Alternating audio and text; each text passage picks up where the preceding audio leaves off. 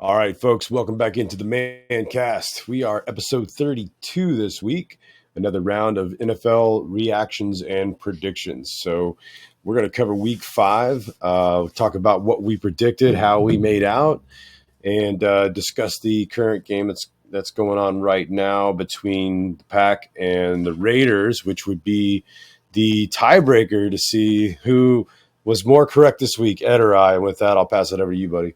That's right, man. We are again, except for your little flub last week with all your bullshit excuses. Hey.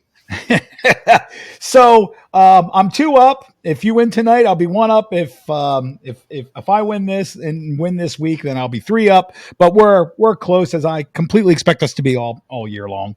And we'll be ahead of the talking heads, as we usually are. It was a strange week. There were some things that I wasn't expecting. I would say the first thing that jumps out at me is the Titans losing to the Falcons. C.J. Stroud, again, throws for near 300 yards. Again, no turnovers. Drives his team all the way down, scores a touchdown to take the lead in the game with roughly a minute left, and their defense shit the bed and let the Falcons get in field goal range with 2 seconds on the clock and win. And so, but again, CJ Stroud is absolutely amazing. So, but quickly, we'll just go to the top of the list, and we'll start with Bears and the Redskins. We both took up the Redskins in this one because the Bears looked so horrible. And it takes a team like the Redskins to make the Bears look good, and they did. Much to my chagrin. This just proves that Justin Fields, when he actually has help, because he actually has some protection from his offensive line, he's as dangerous a quarterback as there is in the NFL, and that's what I'm always saying about him. He was absolutely fantastic on Thursday night. He looked every bit one of the elite quarterbacks in the NFL and absolutely destroyed what is otherwise normally a pretty good defense. So I was really shocked by that result. Yeah, he did look pretty good. I was really shocked by the fact that the Commanders just were so anemic, but nonetheless, it can always go both ways with that team. And as we discussed last week, right? Like Wilson's not the be all end all because he had a good game against the Niners, and somehow having a good game against the Bills doesn't mean he's good. So that's just the way that works. And the Redskins, right. The former Redskins, are flailing now. They started 2-0, and now they just dropped their last 3. And they didn't just lose to the Bears; they got destroyed. So good luck to that franchise because it's not going well. Then we have the Jags and the Bills. Now, I did take the Bills in this game. The Bills were on fire. And the Jags, wow, what a performance. And going into that game, probably most people thought Josh Allen would play a huge role. They just would have thought it was the Bills quarterback, not the D-end from the Jacksonville Jaguars, who just literally was in Josh Allen's face all night long, constantly harassing him and knocking him on his ass. The Jags defense played an amazing football game. And Calvin Ridley is a top 5 NFL wide receiver. And finally, now it looks like the Jags have their offense going in the right direction. This could be a very frightening team. Here's a little thing, because it's just what we do. So I looked at the 2 games that the Jags played against 2 elite teams, the Buffalo Bills and the Kansas City Chiefs. Because these are the teams, if they're going to make it deep into the playoffs or even to the Super Bowl, they're going to have to go through. And the 2 games against them, their defense has only given up a total of 37 points in both of those games. And they are both the lowest scoring games for the Chiefs and the Bills for the entire year. It looks like the Jags are turning the corner and they're finally putting it all together. They're going to be fun to watch down the road. Plus, NTN is playing out of his mind and had almost 200 yards rushing the ball and receiving, along with Calvin Ridley and a defense that is just playing out of their minds. Looking forward to watching the Jags, and their schedule actually softens up for a little bit. So by the time they hit the bye, they very well may be 6-2. Yeah, it's possible. It is interesting that they've been able to knock off the two heavyweights in the division or in the conference, I should say. But yeah, I don't know. This is what I was saying last time: is the Bills are so bipolar, and it's kind of what I was texting you about during the game. It's like, never. And granted, I was wrong. It wasn't Josh Allen, really. I mean, he had a pretty good stat line, really. He did have a pretty good game. I mean, it wasn't his fault that they just couldn't. One pick, one nasty pick, but his offensive players were struggling. The running game was struggling. His receivers, other than Knox, who's his tight end, were dropping passes left and right. Diggs had a good game, but it can't just be Diggs and Allen, and that's all they have on offense. This is the problem they had last year.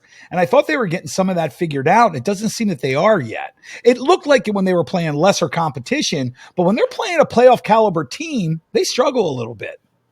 Well, Jack's just completely shut down their run game. Oh, yeah. I mean, the run game was non-existent. Jacksonville's defense looked amazing in that game. So, yeah, it was a non-existent run game. I think that hurt them a lot. But, yeah, it was interesting to watch. Yeah, you gotta watch out for the Jags, guys. Yeah, I think they're going to be very legit this year. They're legitimate. Saints and the Patriots. Bill Belichick's, it's over. I think he'll retire after this season. So here's an interesting stat, because I love doing the interesting things that most people probably don't know or wouldn't know. In his first 453 games as a head coach, he was outscored by 30 or more points once. In his last two games, he's been outscored by 30 or more points both times. Back to back. It really is. And if you really watch that football team, Mac Jones is the least of their problems. They have no O-line, no defense, no secondary, nobody to stop anything. And let's face it, the Saints are an average football team. They got smoked and shut out by not a good football team, an average football team. Then after what happened, and after last week, they're in trouble. They're in a lot of trouble. A pick six to Honey Badger didn't help out to start the game off, but right. But while the read by Mac Jones was wrong, he was very efficient for the rest of that game and didn't turn the ball over again. Yeah. So they have nothing. I can't even tell you without looking at a stat board a name of one of their wide receivers. Yeah, I mean, Bill Belichick, the GM, is doing a shit job. Yeah. Total shit. Now, to say that, and I don't want to get into the Brady thing here. Sorry, Mac Jones, 12, 22, 110 yards and 2 picks. It's not great. It's absolutely fantastic. But it's not his fault that this team is this bad. That guy's running for his life.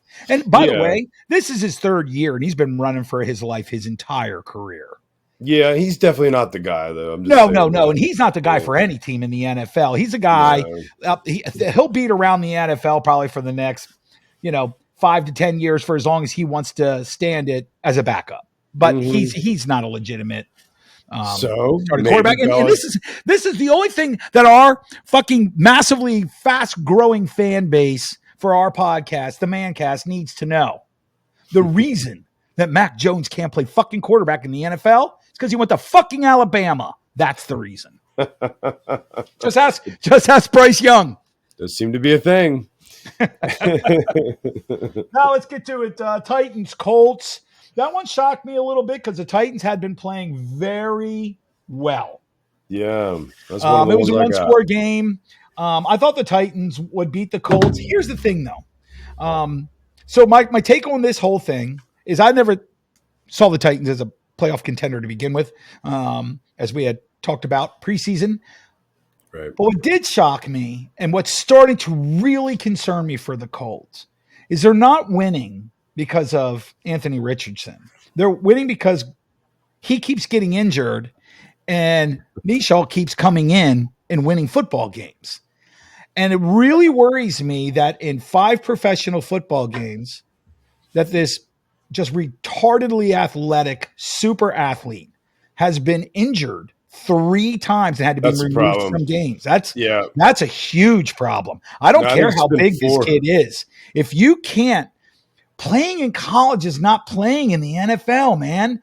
That when you have a kid this big, this large, this fast, this strong, and this so superior in talent to the people around him, they can't nick him up. Shows up in the NFL and everybody around him's as good as he is, and he can't take the shots. Well, he had problems in college too. He only started 1 season. Yeah, and this has been the same. And I think it's been 4. He's been injured 4 of the 5 games, and has been pulled out of 3. You're right, because he came back in the other. And luckily, they signed Gardner Minshew before the season, because otherwise they'd be asked out. But yeah, Minshew is definitely good enough, and he's there. Yeah, and he knows the offense very well, and he affects it very agreed. well. He has moxie. Agreed. You know? Now, here's the thing that bothers me about the Colts. I do not understand why. Give me 1 second. They just re-signed Jonathan Taylor after this win to make them 3-2. By the way, right? They just signed Jonathan Taylor to the largest guaranteed NFL contract for a running back ever, when his backup is 3rd in rushing in the league and has putting up 5.4 yards and just total 195 yards yesterday. The hell did you need to sign him for? This is a team that needs a lot of players. Just imagine what you could have got from a team like, say, the Philadelphia Eagles, or how about the Kansas City Chiefs, who are loaded with extra players, who would take a Jonathan Taylor, and that piece would almost guarantee deep into the playoffs. Why wouldn't you use that leverage? Instead, you give him the biggest contract, and now you got a guy who's super viable, who you're now going to move over to your bench, who's 3rd in rushing in the entire NFL. And that, to me, is just a misfire. A total misfire by the GM and the ownership. Maybe Irsay is drinking vodka again and eating dog shit off the 50-yard line. I don't know. But I would have leveraged a trade, or they need to trade the backup, because that kid deserves to play somewhere, because he's really friggin' good. Yeah. Yeah, I can't argue, brother. What's next? Next one is the Ravens and the Steelers. Totally caught me off guard. The Ravens do this too sometimes, don't they? Where they just shit the bed when there's no reason for it whatsoever. You almost picked the Steelers on this one just because it's that battle, that matchup. That's right. They hate each other. Go either way. The only reason we both picked the Raven was just because of how Pittsburgh was literally raped the week before, and we thought. But here's what's funny: recency bias is the winning touchdown pass was Pickett to Pickens. I mean, you can't draw it up any better than that, right? It's always hilarious. Kenny Pickett played a really good football game. And it's fun watching this kid mature. He's doing well, and I always figured he would. But Pittsburgh, Mike Tomlin just does a good job. Pittsburgh just seems to brush off disastrous losses and act like they never even happened and just move forward. And they did. And by the way, I am a huge Lamar Jackson fan, as you know. And that pick that he threw when they had the lead at the goal line, there's no excuse for that. It was bad. Sorry. I'll take that guy almost over everybody not named Pat Mahomes in the NFL. But there's no excuse for that. That's just you guys had the lead. You didn't need to force that football. You could have just backed up and taken the field goal. It just that can't happen. Yep. All right. Panthers, Lions. This just in, everybody. The Lions are a legitimate football team. They are for once. Yep. They really are good. They destroyed the Panthers, and that final score is no reflection. Nope. That is 14 points in the last few minutes of that game is mop up crap for the Panthers. Yep. That was a 35-42-10 beatdown. Oh, just a total ass whooping. It was Bryce Young. I've said my piece on Bryce Young, and he's playing exactly as I expected. It's not good, man. It doesn't look good. He's doing a lot of careless shit, just flinging the ball right to the enemy. He chucked 2 interceptions, one of them a pick six, and he fumbled the ball. That was also scooped up and returned for a touchdown. That the fumble really was the cherry on top for the fuckery.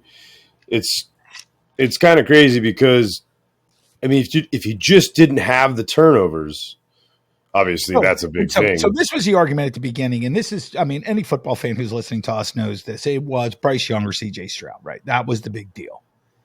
And Bryce Young this season so far has 9 turnovers in 5 games. Mm-hmm. And CJ Stroud has 0.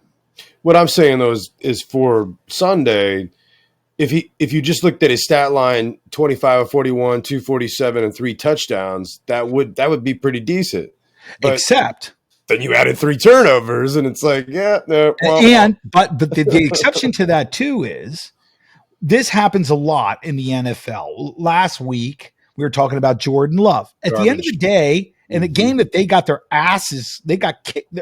Same Detroit Lions team, by the way, the week before that completely destroyed Green Bay. Jordan Love, through the first quarter and a half, was 1 for 9 for minus 20 yards.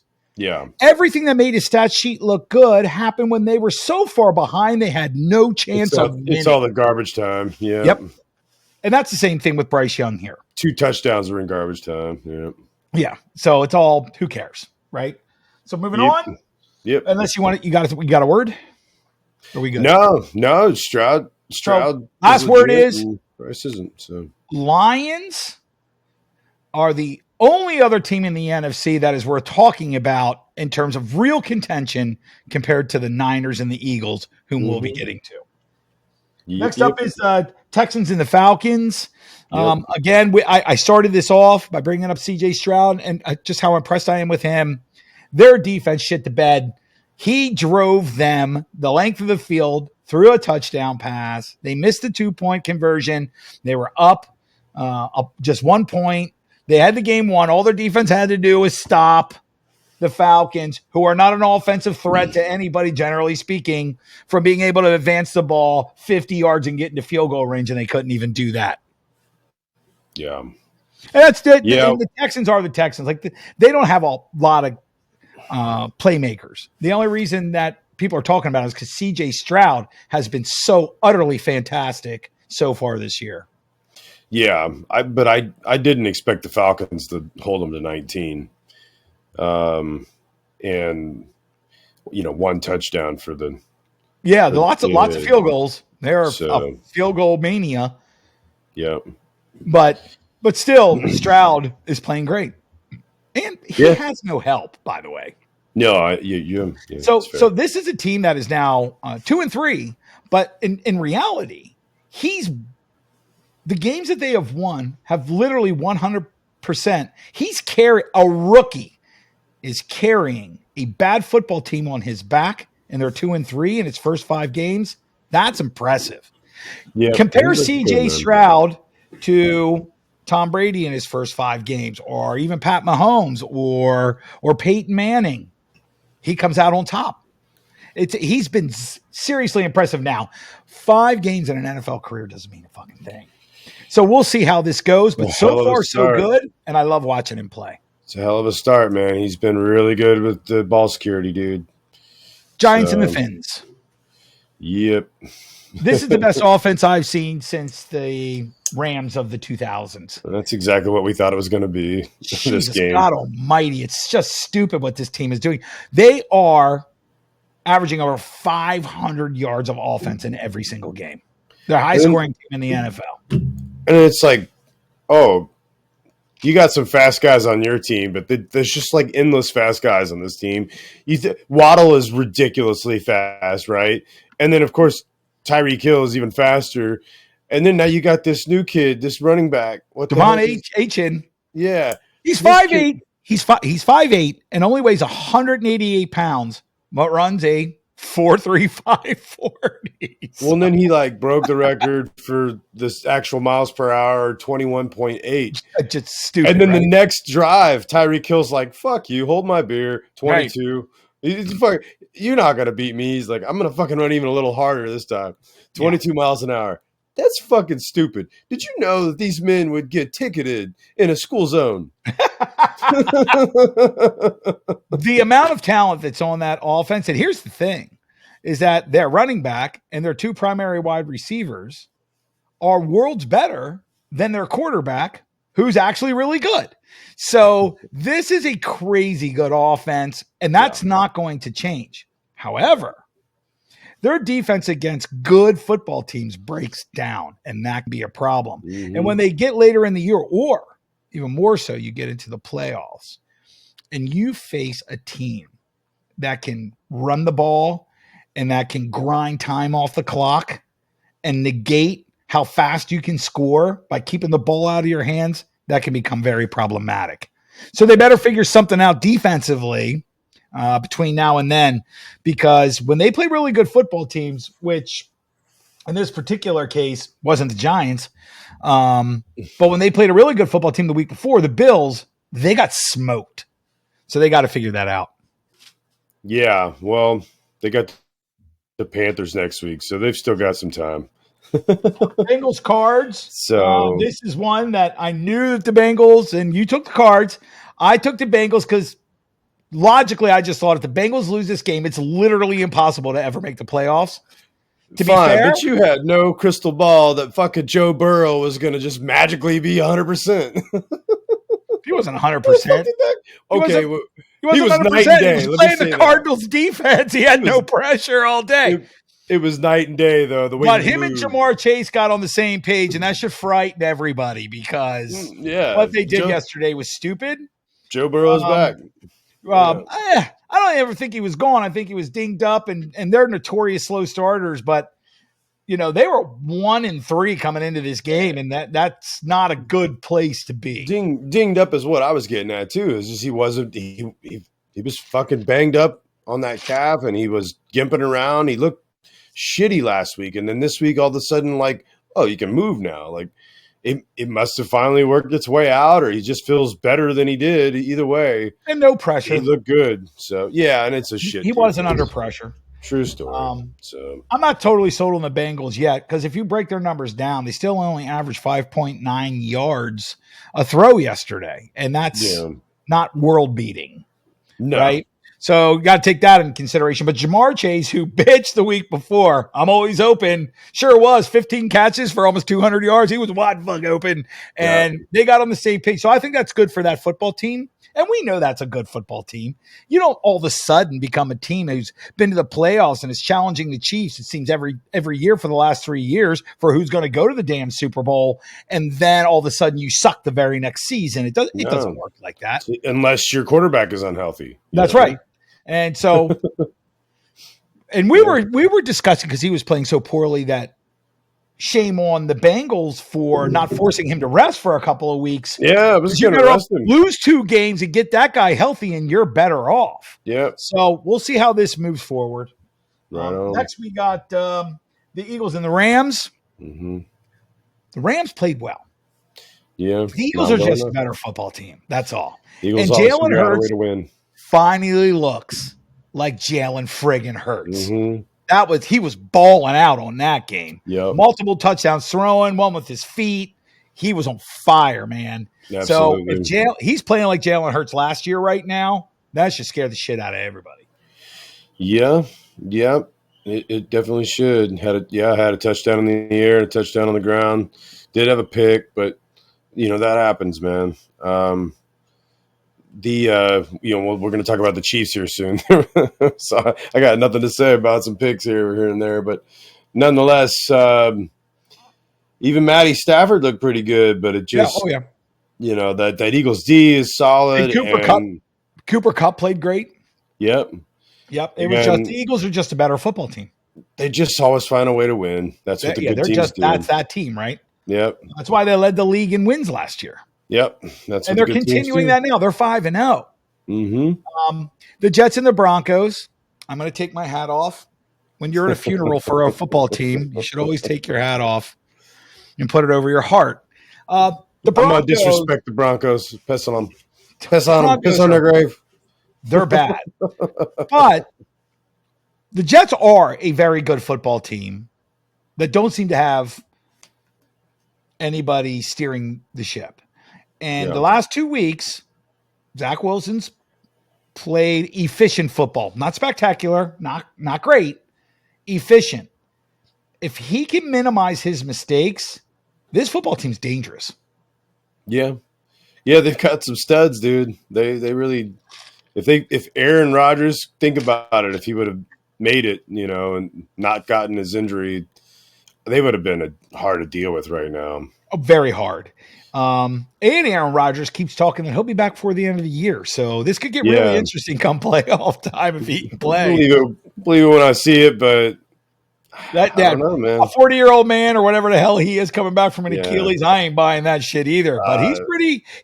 But hey, his girlfriend is a witch and an elf, and maybe she can cast a spell. I'm not sure. I never really believed in the Lord of the Rings, but she's from that world, so maybe she knows something I don't. Yeah, probably so. Probably stick some crystals up his butt or something like that. Benoit beads with crystals. The Chiefs and the Vikings went as I expected. The Vikings last year couldn't seem to lose a game, even if they tried to, within 7 points or less. This year they can't seem to win a game. Period. Yeah, they're in bad shape. Yeah, they're not doing well. They're a quality football team. They're just that offense was figured out. And last year that offense seemed new and different. Now everybody's got a beeline on it, and it's just not flying anymore. And to be fair, as much as I personally like Kirk Cousins as a human being, he's playing shit football. That team turns the ball over constantly. And there's just no excuse for it. So Hackensack or whatever their tight end's name is, on their very first series, chokes up a fumble and just hands the ball right over to the Chiefs. Very first completion. You can't even blame that on Kirk Cousins. But they're not playing good football. And by the way, neither are the Chiefs. The Chiefs wide receivers, shit, bro. I'm sorry. I know you love that team, but Jesus Christ, man. Pat Mahomes didn't complete a whole lot of passes, and almost hardly any of them were to the wide receiving core, of which he completed passes in yesterday's game to 11 different goddamn receivers. That's what he's done, though, ever since Tyreek left. Because they can't figure out who to promote. I will say this. The kid drops the ball too much. But what's the rookie that's playing for them? He had a good game yesterday. Brand new, our brand new guy? Yeah. He's a rookie. Or are you talking about the second-year guy? Rashee Rice? No, Rashee Rice we brought over. Rookie. I thought we brought Rice over from New York. Yeah, he's a rookie. Oh, yeah, you're right. I'm thinking of somebody else. Who am I thinking of? Earlier in the year, he was dropping balls. He had a good game yesterday. Yeah. So he's getting better. Kelsey lost time in the game and was injured and had to leave the game and still caught 10 passes. Yeah, that's right. That's the SMU kid. They have to figure something out. They need help. And Kadarius Toney needs to step the fuck up or step aside, because he should be much better and much more involved in that offense than he currently is. I think he had 5 catches for like 24 yards. 26 yards. There's a bunch of little stuff here. Obviously Kelsey's the big dog. But, yeah, I mean, the Chiefs don't have a number. We don't have a true number one other than Travis Kelce. And then it's just a bunch of guys. Which number one is your number one. Tight ends aren't number ones. Well, ours is. So he always performs like one. Well, no. Look, every he's season. the best tight end in the league. There's no arguing there. Well, I'm just saying he puts up wide receiver numbers. But in the playoffs, they need better production out of their wide receivers. Look, they'll get it. They'll get it. It's the same shit happened last year. Same shit happened last year. Who the fucking Chiefs going to give it to? Their wide receiver core sucks. They shouldn't have got rid of Tyreek Hill. And by the end of the fucking season, they're fucking killing everybody. We'll see. But right now, their receiving core is garbage. I think you went too far with that, but it's Oh. definitely not what I Okay, want it so to be. the DVO rating on them is that their wide receiving core is 31 in the NFL currently. Yeah. Okay. That's pretty shitty. But their tight end production is number one. So there you go. Cowboys versus Niners. I'm gonna wait. Dude,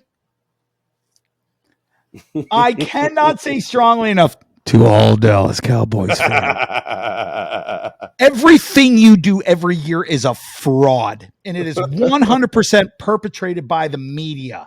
Your team is never even 1/10 as good as you believe that it is and been told that it is. And Dak Prescott is the worst good quarterback in the history of the NFL. And I said last week that the most predictable thing in the NFL is that Dak Prescott will shit the bed when it matters. Jesus, God almighty, did he shit the bed last night? Here we are. And predictable as hell. And by the way, that beat down of 42-10 could have been 142-10. Oh, yeah. It was, holy shit, dude. Yeah. The San Francisco 49ers are without a doubt the best football team in the NFL currently. Not saying that's the way it's going to go all year, but right now, I would not bet against them, against any football team in the NFL. And that includes the Chiefs and the Eagles. I just would not. They're just on fire. Yeah, I'm really looking forward to that Niners Eagles game that I was talking about last time. I think it's like the week after Thanksgiving. Yeah, that's going to be the first time I think either one of them get a real solid, chance of losing. And yeah, the Niners. I think that one could go either way, but yeah, I wouldn't doubt the Niners win that. So talk to our fans. I'll be right back. Okay. So Ed was snapping. I'm assuming he has to take care of some dogs. With that, we are about to get into our predictions for next week, but currently we've got the Packers and the Raiders playing at 10-3 at halftime. And like I was saying when we first let in, Ed and I are tied for our records for this past week, except for we still have one game that we picked differently. And it's this current game. And of course I hate the Raiders, so I want them to lose anyway, but I doubly want them to lose now so that I can beat Ed. So there's that. Sorry about that. All good. My massively large dog was becoming very frustrated and vocal with me, and all we were going to hear is him grunt and whine because he needed something. Right on. So the Niners, I'm going to say this. You have been a fan for a while. Oftentimes you'll go, he knows the football thing, and I'll go his way a little bit here. You do that often. I appreciate it. But you were right about Brock Purdy. I got nothing anymore on that. He's so good, man. He's Purdy. It's freakish how you're Mr. Irrelevant. And this kid is, as a starter, he's 12-1. Flawless. And that performance last night. And so I've been saying, I need the dime throw. Man, he was throwing dimes all night last night. Now, of course, it was against Cowgirls, but sure. But still. Yeah, this is a really good football team, and they're fun to watch. And the only one last on our thing is the Packers and the Raiders, who currently the Raiders are beating 10-3 at the half. Yep. So this will be our tiebreaker. Yep, I expect that to continue because Jordan Love is obviously doing what he's been doing all year. The great Jordan Love, who all the pundits thought was as good as Brett Favre and Aaron Rodgers, is a whopping 7-13 for 56 yards and an interception. So I never thought that, but I did think that he would be able to do good enough to beat the shit Raiders. But here's what's going to happen. On their way out of the locker room after halftime, Jimmy G's going to trip over something, blow out a knee. He's going to be out for the rest of the game. and it's going to go the other way. So He's just currently stand by. 12 of 17 for 126 yards and a touchdown. Yeah, I know. I was watching. He looks pretty good until he gets hurt. Right. But Green Bay's just not a good football team. They're just not. No, they're not. And the only reason they were making the playoffs or coming within sniffing distance last year was because of Aaron Rodgers. One person. Yeah. And that's why he wanted to leave, because he's like, yeah, assholes ain't giving me nobody. Right. So quickly, TJ Watt punched Dave Flowers in the face. That was fun to watch yesterday. It was not flagged and it wasn't on purpose. He was trying to punch a ball out, but he ended up just jacking him. It was funny to watch. Miami's offense, by the way, everybody, Miami's offense is number one in every single offensive category and have more yards in the first 5 games than any team in NFL history. Insane. The Vikings are going to be in trouble here, depending upon how long Justin Jefferson's going to be out. And they're 1-4 to begin with, and then they're going to lose their best wide receiver because he pulled his hamstring, and hammy, man, that can keep you out for 4 to 6 weeks, just depending on what's going on. So that's there. Anthony Richardson, we talked about it earlier. Him being injured again really worries me for him. And Daniel Jones's neck, it'll be interesting to see how long he's going to be out. Yep. The 49ers currently are the best team in the NFL. I talked about the Jags D holding the Chiefs and the Bills combined to just 37 points, which is, that's very impressive. Dak Prescott last night, 11 possessions, 1 TD, 1 field goal, 3 interceptions, a fumble, and 9 drives that were 3 plays or less and out. Damn. That's just shit. That's horrible. CJ Stroud is still turnover free. We talked about that. Devon Achane and the fact that Devon Achane, for those who are keeping scorecards out there about rookies, he's only started 3 games, and he is currently in 37 carries for 453 yards, 6 touchdowns, and he's only averaging 12.25 yards per carry in the NFL. If you told me that in high school, I would have been like, really? That seems like a lot. It's the NFL, man. That's obviously not going to last forever, but it sure is impressive. That's awesome. Yeah. And the mighty have fallen. Bill Belichick. The Patriots, it's done. It's over. Or is he sneaky as a fox and he's just trying to get that number 1 pick? The game has number 1 pick when you have nothing else isn't going to help you. The game's passed him by. We've talked about this before. He seems uninterested, uninvolved, doesn't seem to care anymore. I don't know why he's collecting a check. He doesn't need it. It's got to be worth $200 million at this point in his life. I mean, just don't embarrass yourself anymore. Go away. Just be done with it. Then we got to get to next week's games. Real quick, I want to say one thing for all the Vikings fans and all the haters who've joined them, because now the Chiefs are the new Patriots. And everybody is going to bitch and moan about every call that goes in our way. Oh, yeah. If you're going to bitch about somebody not getting a helmet, taking their helmet off call, like if you think that has any bearing on the game, I don't even want to hear from you. Right. Look, to be fair, that's a call that should be made. Okay, but it was like what, 4th and something, and like it was over. I don't even care. It doesn't change the outcome whatsoever. I said this. I will say this every week from here until the end of my life cycle. One single call in a game, unless it's so egregious and so weird, like the Rams-Saints playoff game a few years ago, does not change the course of a football game, and everybody knows it. That's why coaches never whine or piss or moan about it. Because that's not what changes a game. And by the way, the only time I care about those calls is when they affect my team. So everybody else can just shut up. There you go. It's just every time you start to play that game, I can go tit for tat. If you tell me there were 2 calls the Chiefs shouldn't have got or should have got, whatever, that should have harmed the Chiefs, I can go, well, here's 2 that your team got away with. You could always do that. So it's just kind of stupid. Like you said, unless it's blatant, it's a game breaker for some team or the other, and it's, like completely egregious. It's just an asinine argument to make. So do better. Just play better. Don't turn the ball over so much. So Right. even though the Chiefs, lucked out Patty Mahomes a week ago throwing two picks, he managed to clean that shit up this week, and that's why the Chiefs win. All Anyway, right. let's get to our prognostication. So first is, I'll let you go first here because it's your team. Broncos Chiefs. Well, I've already written it down. I'm sure you have too.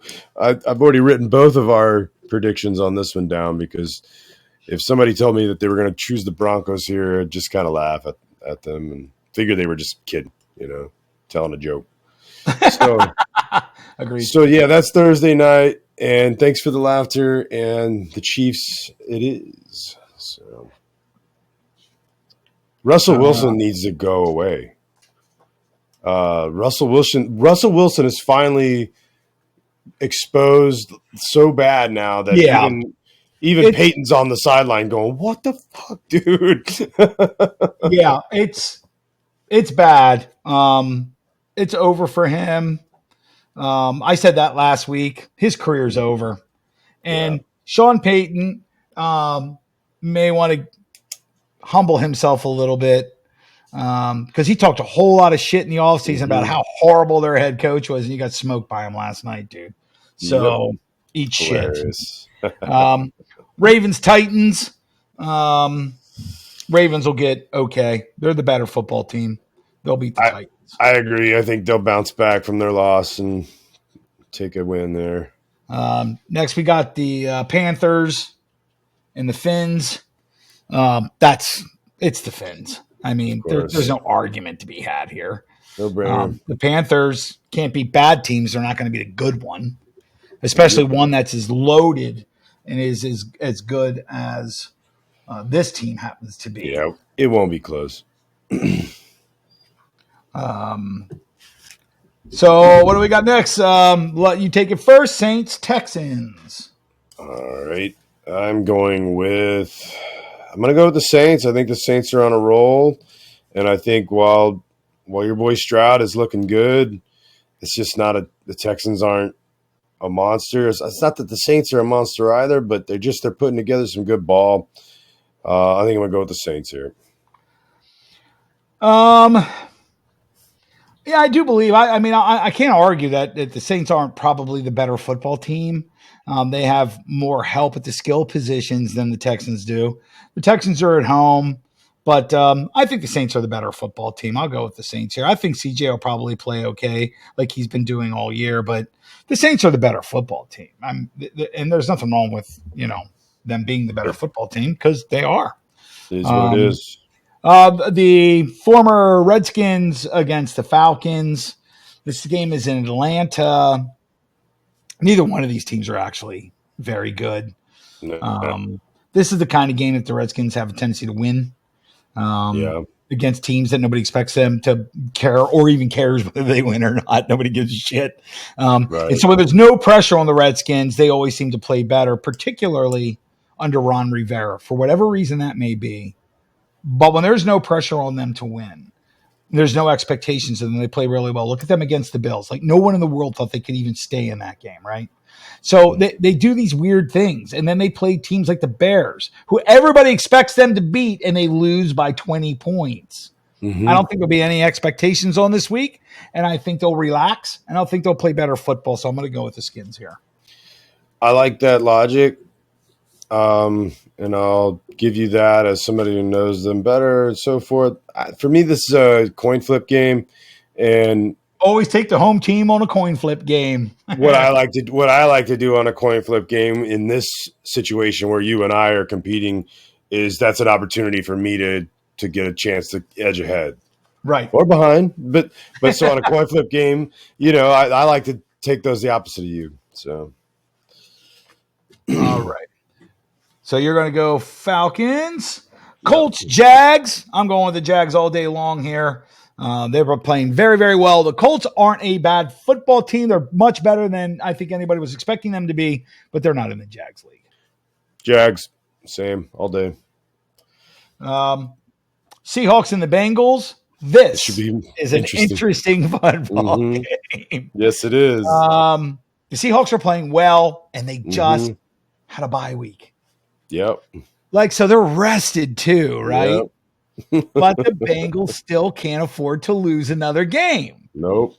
And they're at home, Got home. and Chase and Burrow look like they're back on the same page. And I've been doing it all year, and they have burned me so many times, but I'm going Bengals, man. I gotta go Bengals here too, man. After seeing last night. And to me, if they were playing in Seattle, I might change my mind about that. I think that's how close this is. This is going to be like a 27-24 game. Yeah, it'll be really interesting. I think so, but I expect Burrow to get the win here. He looked himself again, man, and that's hard to beat. So, all right, what do you got? Is it Bears Vikings? Yeah, Bears Vikings. Vikings Bears. Yeah, Bears are at home. This is a division game, and it's just always so weird with division games. Mm-hmm. But if the Vikings can't square themselves up and get a victory here, their whole season shot to shit. Oh yeah. Nobody's expecting anything out of the Bears. The Bears beat the Redskins. They didn't beat the Kansas City Chiefs or the San Francisco 49ers. So, I mean, you can't get too excited about last week's win. I just think the Vikings are the better football team overall. And I think the Vikings have more to play for because nobody's expecting the Bears to go to the playoffs. I got to go Vikes here. Same. I think the Vikings are hungry for a win and way more capable than the Bears. And the Bears are just like, oh man, they're it's over for them. It's just I don't see how they have any chance to get any momentum on this thing. And yeah, I mean, once in a while they'll get something, but like last week, but not this week. Right. Next we got the Niners and Browns. Niners. No discussion necessary. Yeah. Moving on. Pats and the Raiders. I'm going the Raiders here. God awful. They're just god awful. And this is in Vegas, so they have home field, and they're currently winning their game right now. Yep, that's the Raiders game. So I'm going Raiders on this one. All right. This is an interesting one here. If you're looking at the Lions and Bucks, that's a tough one. Lions only because the Lions are just a better football team, and the Bucks have been playing over their heads. Now they're coming off a bye, and they're going to be rested. They're going to feel good. But if you're telling me that Detroit Lions team I've watched for the last few weeks just literally obliterate everybody in front of them, that the Buccaneers are that good a football team, I'm just not buying it. And I'll go with Jared Goff and that offense over Baker Mayfield. Although he's got Godwin and Evans, doesn't have much else. So that's the reason I'm going with the Lions. I just think they're a better football team. Baker and the Bucks have looked a lot better this season than I expected. Much better. Yeah. I think they're actually pretty – like this is a closer game than I think people would expect. I think it'll be a very closely decided game. So do I.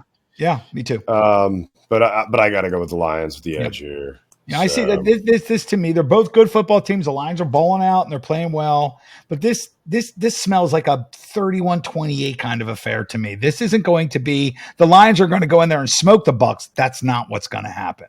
They're being coached very well, and Baker Mayfield, for as long as he keeps it up, is playing mistake-free football. And when he does that, he's not half bad. Right.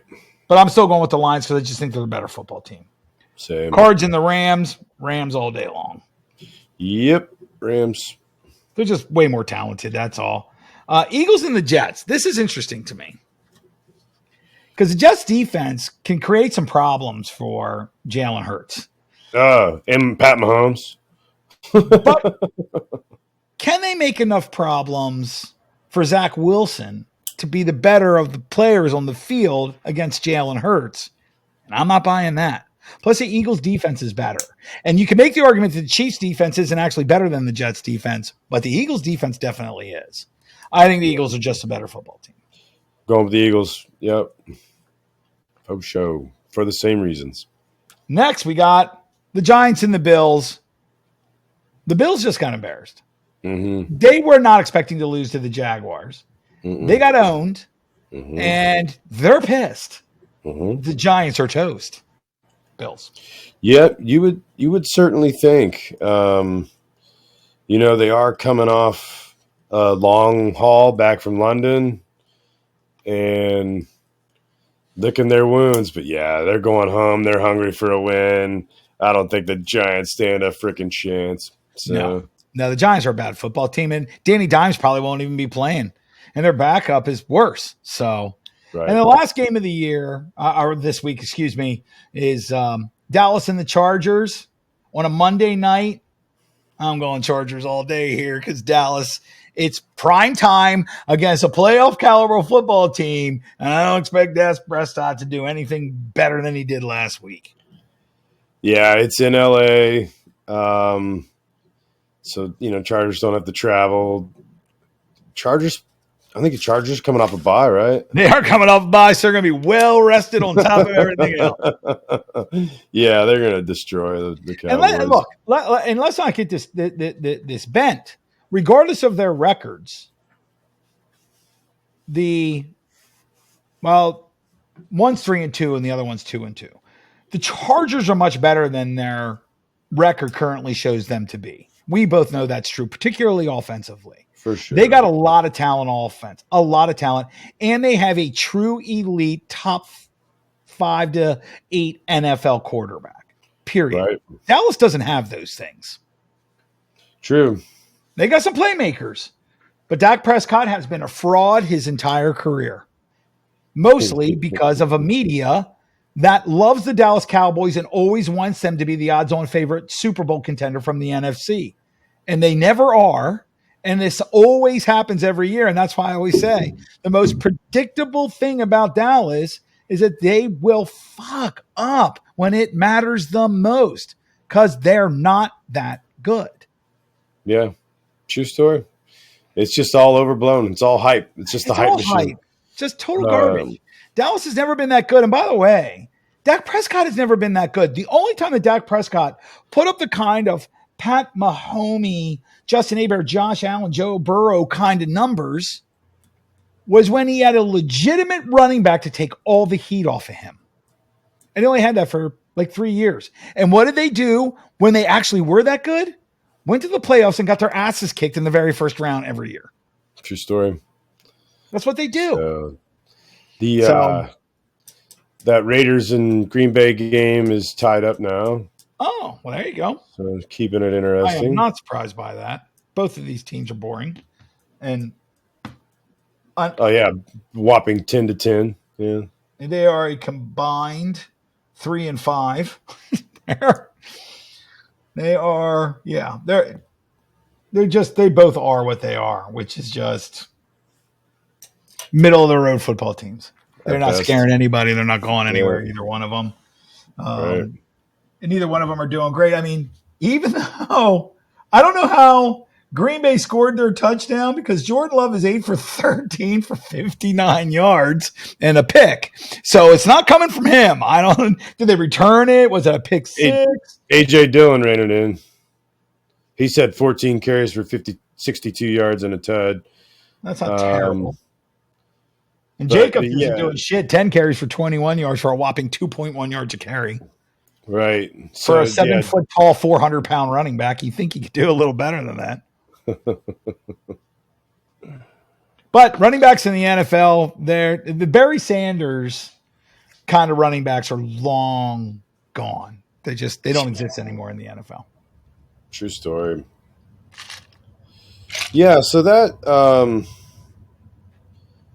trying to figure out where. Oh, it was an interception. So the Green Bay intercepted Garoppolo and managed to get the ball, like in good field position.